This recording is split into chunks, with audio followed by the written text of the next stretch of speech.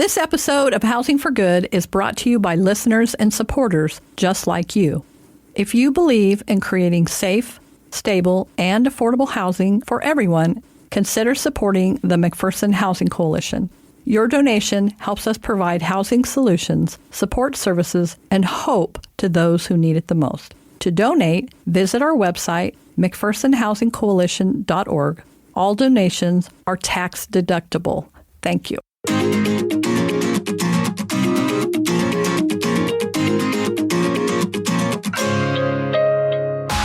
Welcome to Housing for Good, a podcast dedicated to housing topics and issues affecting our communities in McPherson County and beyond. With years of experience and expertise, hosts Chris Goodson and Karolyn Moore discuss housing challenges and opportunities with other experts from a variety of housing fields.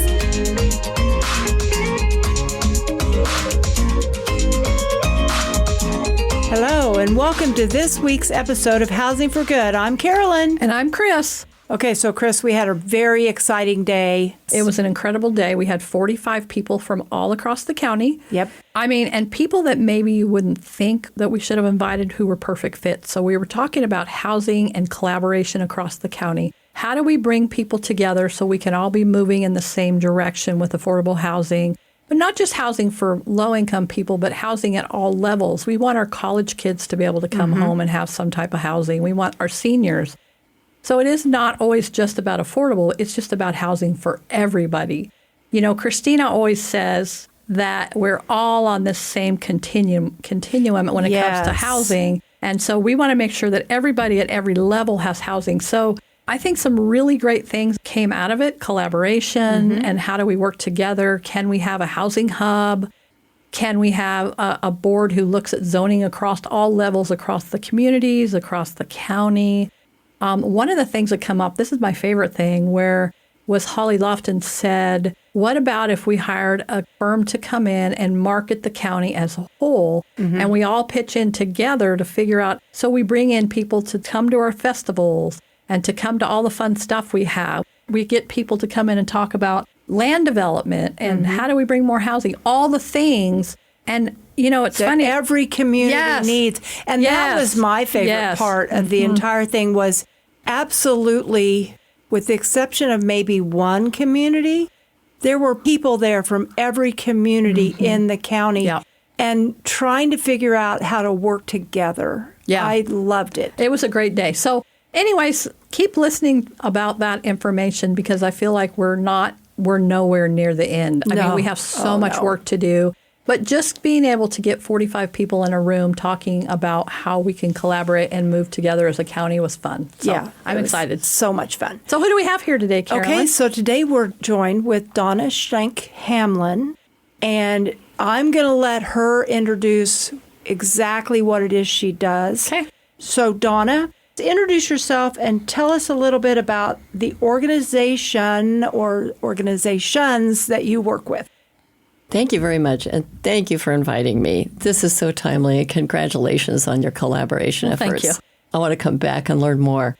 I'm Donna Schenck-Hamlin, and I'm a retired librarian. I'm also a facilitator with a group at K-State known as the Institute for Civic Discourse and Democracy. It was through facilitating public conversations for 2 years with colleagues on and off campus, funded actually by the Kansas Health Foundation from 2018 to 2019, that I came to learn and study more about our topic, community land trusts. Right now, I coordinate, we're going to be talking a lot about partnerships today, and I coordinate a really vital partnership to this effort. It started with conversations that came out of that 2-year project. So, you know, it takes a lot of conversing to get these solid It does. I'm making faces just in case anybody wants to know.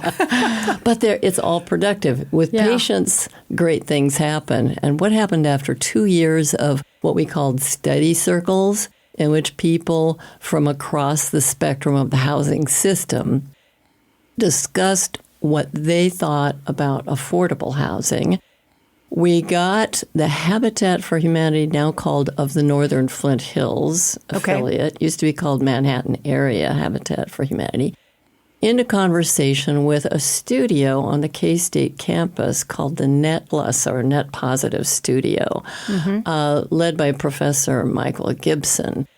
That conversation about the design of affordable, sustainable housing with Habitat's desire for partnerships in construction and design led to an even larger network, which I help coordinate, called the Workforce Solar Housing Partnership. We got a solar cooperative who was very interested in demonstrating with housing builds how sustainable energy costs could be.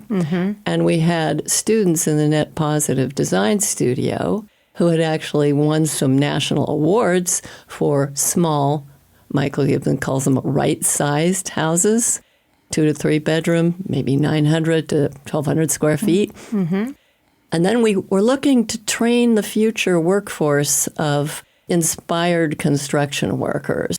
So from that, we had the Flint Hills Job Corps, which is a youth job training program, federally administrated from the Department of Labor, but it's located by Manhattan.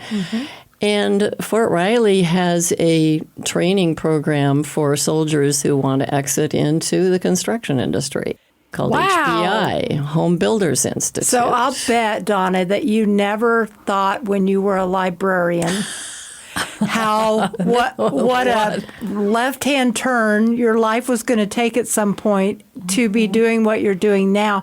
But I love that because your story right there just goes to show that you never know where your path is going to lead and the next thing that you're going to be involved in. And what I love is this collaboration part of it. It gives me hope because it's a challenging thing to do. I mean, we were finding that for the most part, we were all moving in the same direction on Wednesday. I mean, there was a few voices in there that really didn't believe that maybe collaboration was the best way to go. And so it's like, how do you bring them in? Or can you? And so those are conversations that'll be really interesting for the future. But you do give me a lot of hope because what you're telling us, that's incredible what they did. Well, and it gives me hope because we have literally, this September will be 3 years since we launched our housing task force.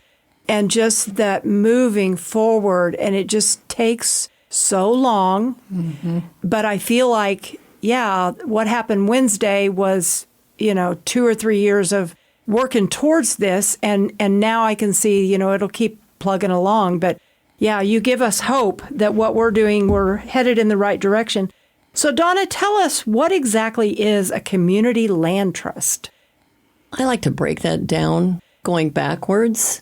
When I talk to people, neighbors, where we're starting to build these, I say, well, let's start with trust. If you've heard of trust and the concept of wills and trust, you come to an understanding that people, as they age, want to leave something for future beneficiaries. And it could be property, it could be investments, it could be your life savings.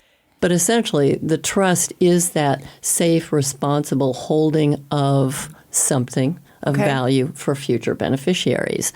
If you add land to that, that's something that is being held in trust is land, of course. And then when you add community to that, you're saying that the community is the beneficiary. And that can fall into a number of different specified benefits. So when I first came to Kansas and learned about the Kansas Land Trust, I was learning about a nonprofit group that took responsibility for holding land, preserving land, in their case for biodiversity, as well as for agriculture. They were concerned about the loss of land to industrial and commercial development, particularly given certain areas of Kansas that had unique biodiversity worth preserving for future generations. That topic is so on point right now. I'm on the McPherson County Planning and Zoning Board, and we're going through our comprehensive plan.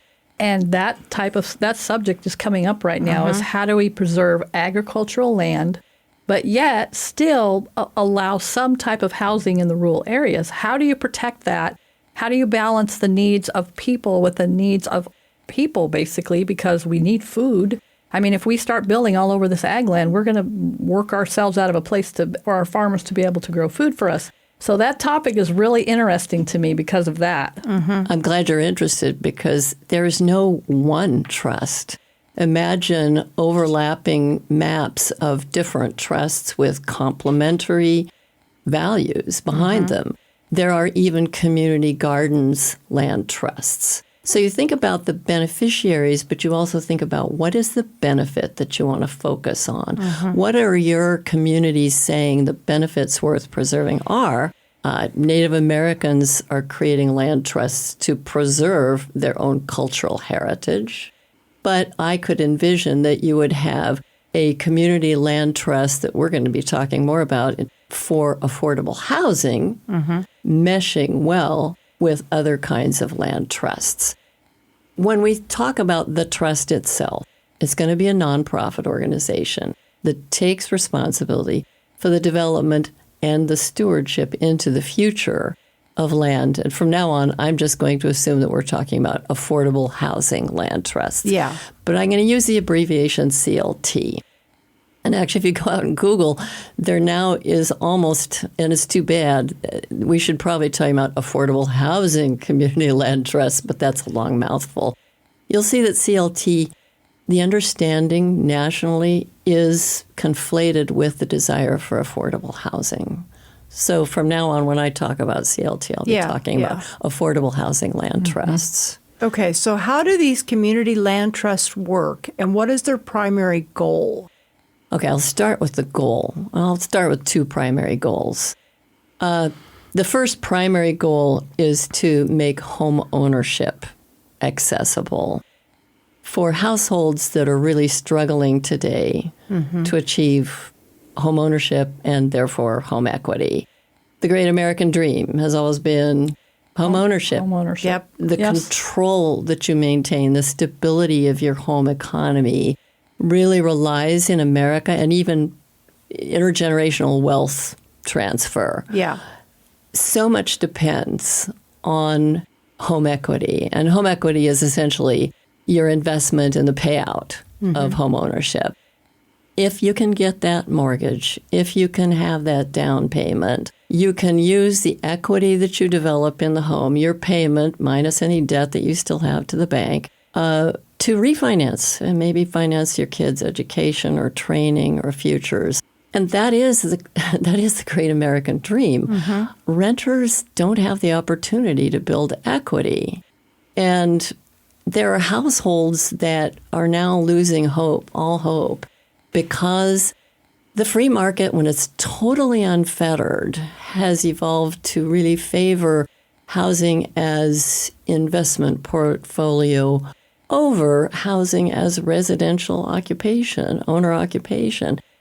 And we're seeing the impacts of this, as you know, rural, urban, East Coast, West Coast.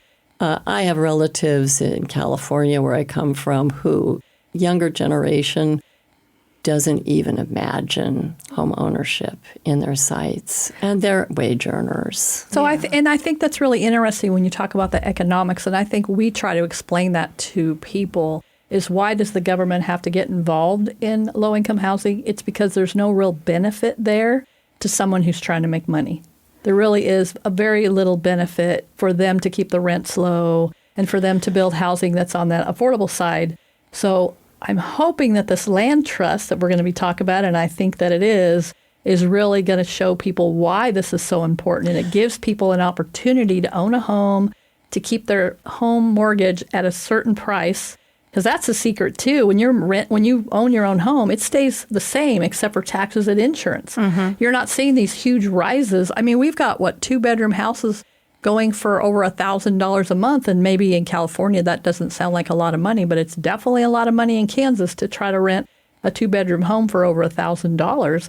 But if I own my own home and my mortgage is $700, it's going to say it's $700 till I pay that thing off. And unless my taxes and insurance go crazy. Yeah. Which kind of has happened a little with the insurance lately. You know, it just hit me as I was listening to you say that, 2-bedroom houses for $1,000. When I started here, and I have to look for comparables when I do the paperwork for our grant to help somebody with their rent, and I remember $650. Yeah.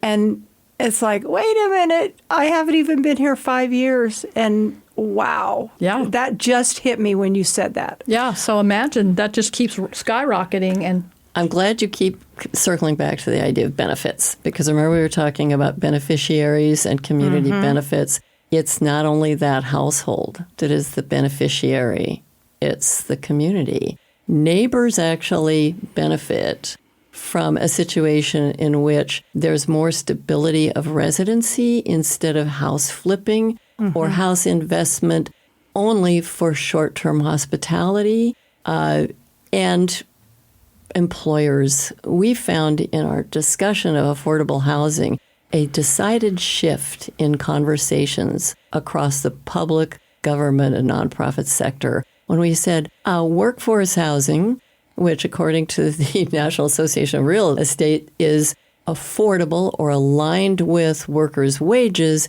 and proximate to the workplace. So we just had a struggle with the relativity theory of affordability until we said there's a benefit to employers and to communities when you can keep people residing relatively close to their jobs. Coming from LA, I totally understand that. oh, yes. I grew up in California as well, so that's crazy out there.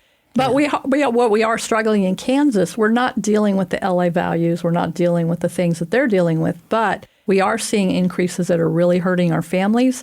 And we have in our community where people are being shipped into McPherson on a daily basis, and then they're driving out at night and taking all their money and all their everything with them. So we're not benefiting particularly because their kids aren't going to school here. They're not shopping here. All that money is not churning within our community. Residency is so significant. It is so important. And I love my neighbors. They keep an eye on us. We keep an eye on them. If somebody's in our neighborhood that looks suspicious, we're all over it, and so there is a benefit to this. So I'm excited, but I have another question. How are these land trusts funded? How does that work? I think people are going to be really interested in knowing how you make that work. Yeah, the how to the CLT is very interesting. If you think of what we've accepted is the formula since World War II of home acquisition, home ownership acquisition, it's really been kind of a yo-yo, you're on your own model based upon a certain category. Single-family home, you're responsible as the homeowner for the land and the house and for its payment. Well, the innovation of community land trusts is to separate out the house from the land and allow a nonprofit organization, the CLT, to purchase that land, holding it for long-term stewardship for affordability. What does that do? It relieves the home buyer of the burden of the land, but it also empowers the CLT to set the terms of the resale. Keeping the house affordable. Picture this. Your house that you're living in is, well, like McDonald's, you've got a land lease, what we call a ground lease. And this one is for a group that is nonprofit that has in its sights the long-term stewardship through a 99-year ground lease of affordable property.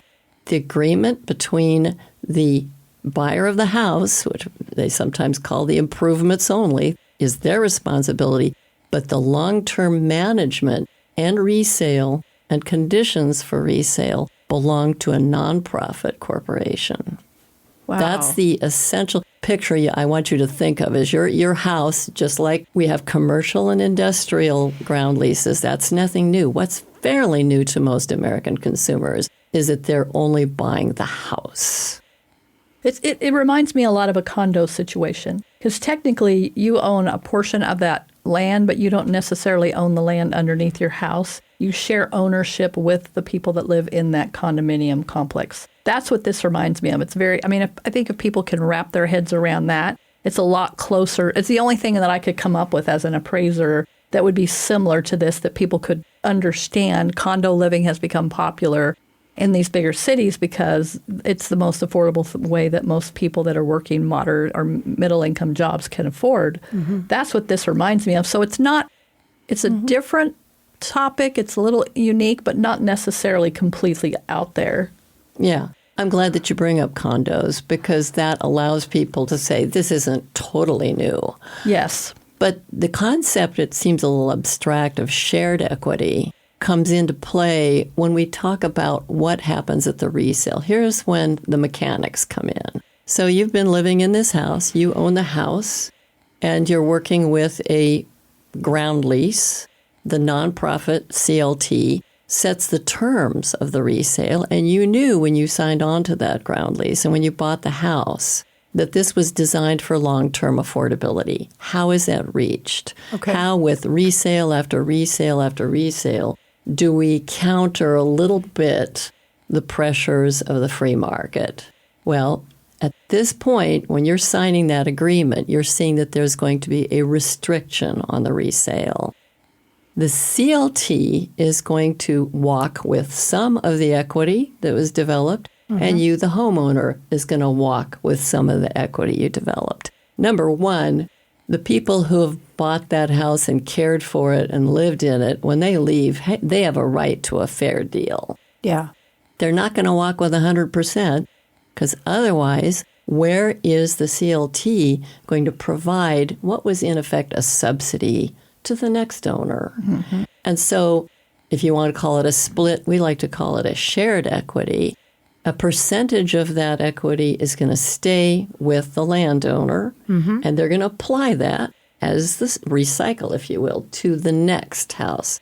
But it will be based on a formula, and the formula is decided, and it's often based on the free market, but it's a percentage split, how that subsidy is going to survive and go on, even with the slow increase of property values, to the next family or householder. Does that make sense? Yeah, I think it's awesome. Mm-hmm. I mean, this is a great concept, I think, that could work across the country. And I'm guessing it has. It has. It has. There are well over 350 developments across the United States. And it's a growing movement since really the 1980s. It's caught a lot of attention. Oh, wow. Land trusts, as agricultural land trusts, were sort of the foundation. But then when it was suddenly applied to the problem of housing affordability, it's taking off. Okay, so I'm trying to understand. Let's just say I buy a house that's part of a CLT, and I pay $200,000 for the house. And I live there for 10 years and decide that I'm ready to move into something else. Maybe I've now got some kids and I need something a little bigger. So dollars and cents, how much would the property have increased? Let's just say in 10 years. And how much then would be my share to walk away with to invest in the next house I want to buy? That formula split is going to be decided by the CLT group, and they'll do it based upon models that are out there. I want to promote, since this is very technical, the Grounded Solutions Network, which is a network across the country, a nonprofit group providing technical assistance, history, legal documentation, and models of these legal agreements. They've been in existence for quite a while. As a matter of fact, their model for the ground lease and for 3 types of formulae for resale is so widely respected that Fannie Mae cites them and says, if you, a lender, want to come to us for assistance in backing these mortgages, you follow the Grounded Solutions Network model. Wow. That's awesome that's out there. So Grounded Solutions Network has formulae, but in general, what I'll tell you is that it's not unusual. It's very common for a 75 to 25 split of the equity, not the full resale of the house. Okay. So if you haven't paid it all off, you have earned equity. And you will actually be getting, if it's a typical CLT across the United States, 25% of the equity. The CLT, 75%, and that's what they're using to expand the domain of the land, which will be dedicated to affordability. Okay. I would have thought it would have went the other way, but what you're saying is because so that makes sense to me. So they're actually using that as a subsidy, and that's why they get that larger piece. Because to me, I'm like, wait a minute, should the homeowner get that piece? But If you want to picture it, this is somewhat simplistic, but if you want to picture it, go to a GIS and take a look at the property that's appraised and the house. Yeah. And imagine that value of land might be about 20% of the value of the total, and 80% is the house itself or the improvements. Yeah. I know it seems a little inverted, but the land trust, to sustain the community and which is quite an operation, to acquire land, if they're developers, they're actually building, or in many CLT cases, they began not with new construction, but with preservation and rehab of older houses. That takes money.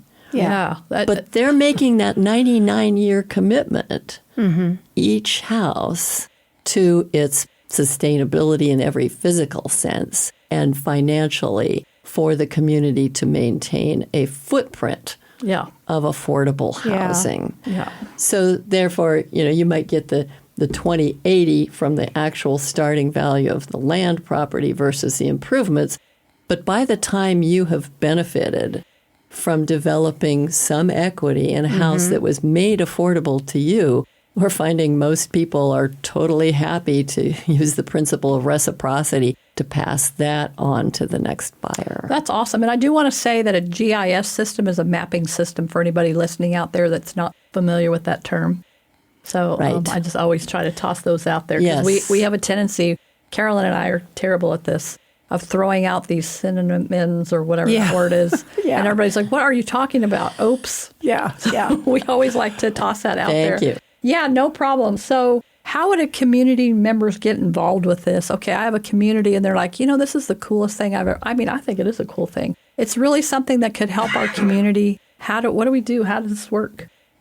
Well, in the 2 years that followed our community conversations in Manhattan, where people were learning about CLTs, and a CLT was one of the consensus items that came out of 2 years of discussing our problem.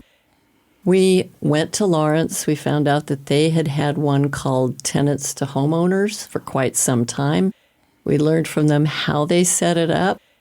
They had the benefit, actually, of a windfall tax that came to Lawrence, and the city of Lawrence decided to apply that tax to affordable housing. They now have a regular affordable housing tax that they give themselves. So you've got that public entity. Awesome. Wow. That was their route. Yeah. That's brilliant. That's brilliant, isn't it? It is. Yes, I absolutely love that. Yeah. Wow, you guys really did your homework and did a great job with everything, putting all that together and trying to figure out. The first thing people ask is, who else has done this? Yeah. And what have they learned? Yeah. So I absolutely love that I heard that even though for maybe McPherson, this would be a brand new subject, something to explore. It's been around for a while. There's already a blueprint to make it work. So if you're interested in hearing more about this, we're going to have a second podcast where we're going to get more into how a community takes this on, the necessary steps. How do you make it move forward? Break into more of exactly how it's done. But I want to thank you for joining us for this first portion of Community Land Trust, talking with Donna Schenck-Hamlin. And if you would be interested in being on the podcast, maybe you've got something in your community that we've never heard about here in the middle of Kansas, we would love to hear about it. You can drop us a line, get a hold of us, leave us a review at housingforgood@mcphersonhc.org. Thank you for being with us today. And have a great day.